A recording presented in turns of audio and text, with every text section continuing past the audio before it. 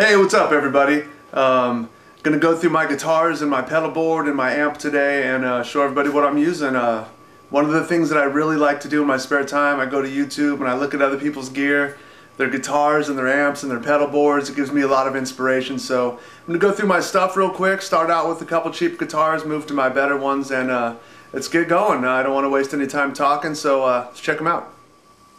Alright, this is a guitar that I'm building.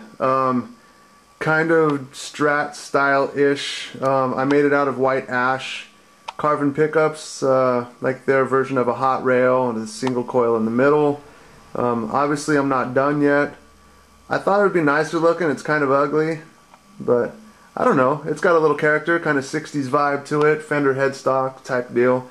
I'm only a couple $100 into it, so I think it'll be alright. I hope.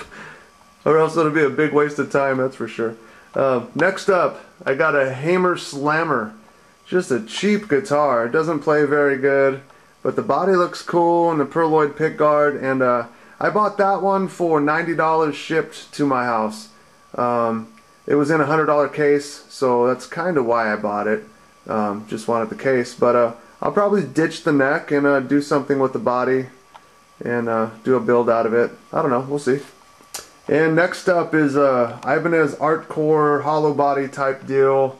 I forget which model this is. It's got the humbuckers and the Bigsby style trim. Out of all my guitars, this is the least favorite. This guitar kind of sucks. It plays okay, but the access to the upper frets is terrible. The tone sucks. It goes out of tune. I just don't like it. But it's part of the collection, so there it is. Moving on, I got a Taylor 214 CE. I actually have a Taylor 414 CE that's not with me right now, but that guitar is very special to me. It's probably from the mid-90s. So I replaced it with this 214 CE. If I want to go play acoustic outside the house, I can take this one and I don't have to take my 414 with me. Killer guitar for under $1,000. Sounds good, plays good. Nice guitar. Next up on the list is an old Yamaha SE200. This is probably made in the mid-80s. Got the electric blue, mahogany body, mahogany neck. It plays killer. The neck is nice and beefy, kind of like a Les Paul. It plays great. The electronics are a little weak, but I have some replacement pickups for that. The bridge is really funky, but it stays in tune. So I got this for $60, so you know, you can't complain about that for sure. Next up is the Jackson Dinky, and there she is. Plays great, sounds pretty good. Floyd Rose never goes out of tune. It's got the pull pot, that pot right there, the third pot, for a decibel. I think it's a 10 decibel boost or something like that, maybe 20. The EMGs, most guitar players don't want to hear it, but I'm going to yank them out. I don't really care for active pickups. Put some Seymour Duncans in it, and great guitar though, love it. Super comfortable, light, it's nice. And then I got my Fender Strat. This is an American made, translucent green, real pretty guitar, and definitely one of my go-to guitars. You can always depend on a Strat. I pull the volume knob off and the tip of the pickup selector off, because if I'm doing some funky type stuff, my hand always hits those. Love that guitar. I got that one. I did some work for a guy. I did some baseboards, and he gave it to me with an amp, so it's been my go-to guitar ever since. And next up, I got a Fender Telecaster. This is made in Korea.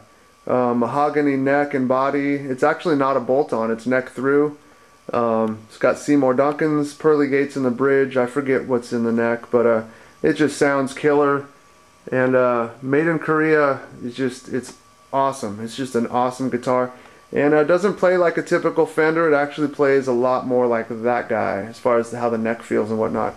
Really fast, killer warm sound out of the pickups for leads. You get that real smooth lead tone, and great rhythm tone as well. So moving on to the Carvin Telly. One of my faves, obviously. Copperhead color, all black hardware. Got the humbucker and the bridge and two Carvin hot rails type pickups in the middle and neck, 5-position switch, volume tone, and a coil splitter.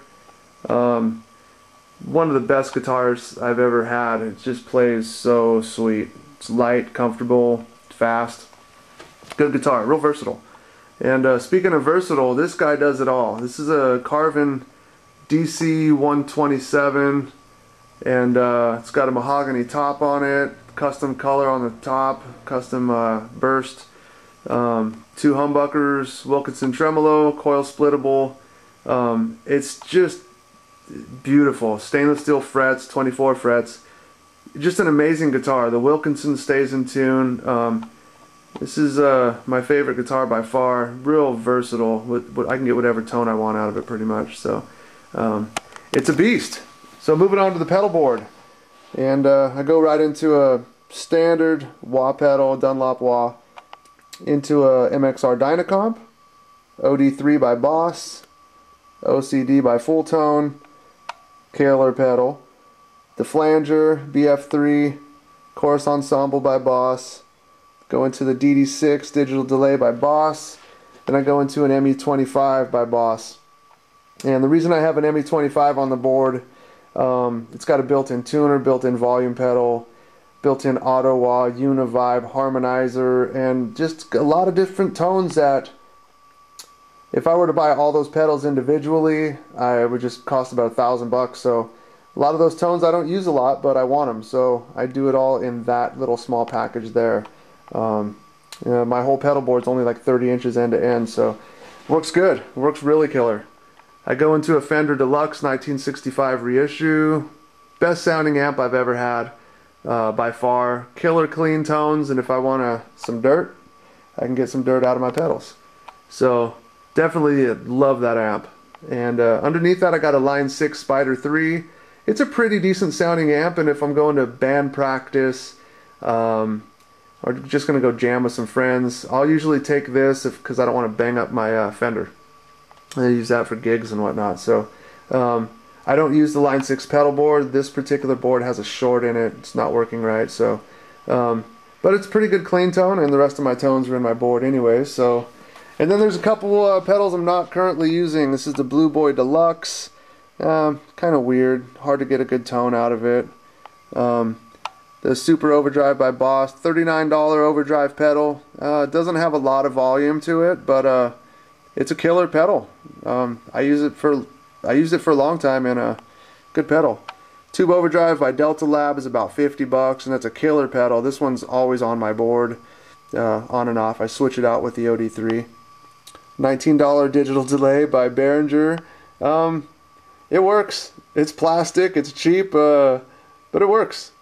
And then I got the Womanizer by Damage Control, which is just an awesome pedal. It's got two 12AX7 tubes in it. But I fried it somehow, so I have to get that fixed. And anyways, that's it for the gear. Just wanted to show everybody my gear, and tell everybody out there, rock on, keep playing, and feel free to post any questions, comments, and whatnot. And keep doing what you do, people. See ya.